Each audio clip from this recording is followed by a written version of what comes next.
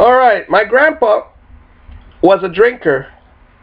Wine. When I met him, it was wine. One of his dogs was named Whiskey.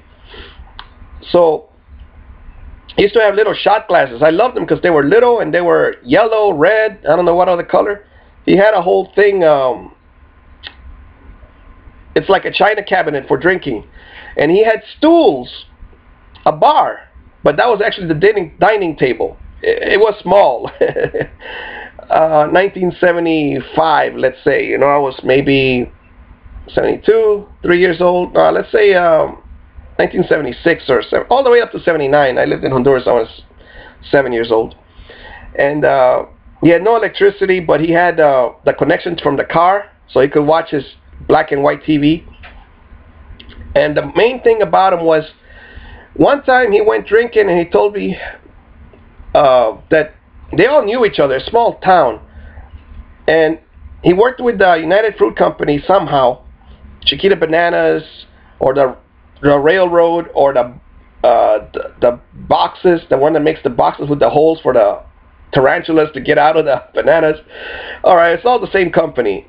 The plywood, the train, the refrigerator, which was a whole warehouse freezing, and it was one company with different departments. The United Fruit Company.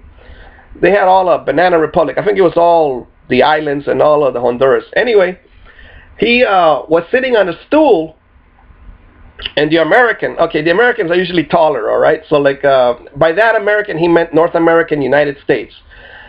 The Americano came and pushed him right here on the shoulder. And since he was sitting on one of those stools, he said, never sit on those stools. Always sit at a table. That's manly advice, right? He said he just flew off of that thing and fell on the floor. And he stayed there. And the guy sat down. This is my chair.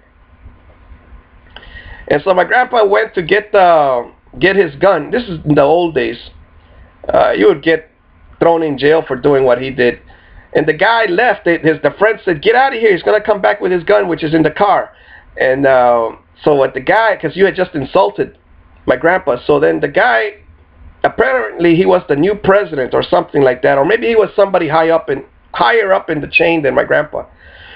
And so my grandpa just sat in his house. My grandpa went to the man's house and he just sat there with his gun in his hand. And 3 days he was there. He wouldn't leave. By that, I think he didn't leave even at night. But the guy would not come out.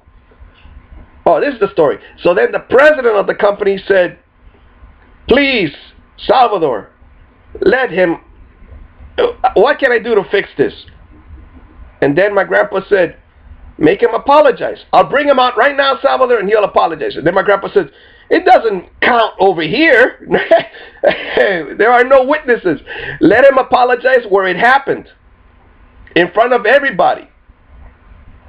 And so that's how the guy apologized in front of everybody at the bar, or wherever the place was, restaurant, bar, and so on. So life tip.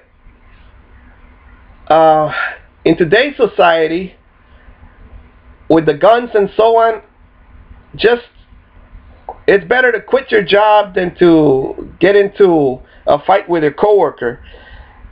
Because I just saw a beautiful video where the guy was throwing paper clips or something.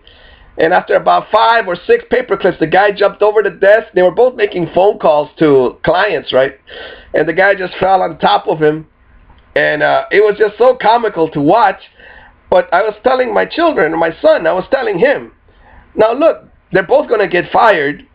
And then when they go look for a job, they're going to say, have you ever been arrested? Yes, I got arrested for fighting. And so now they're making their life more difficult as far as finding work. Unless they're mechanics where they can fix things, or doctors where they can just, as long as they don't lose their license, you know. If they got a trade, you can find a job everywhere in the world.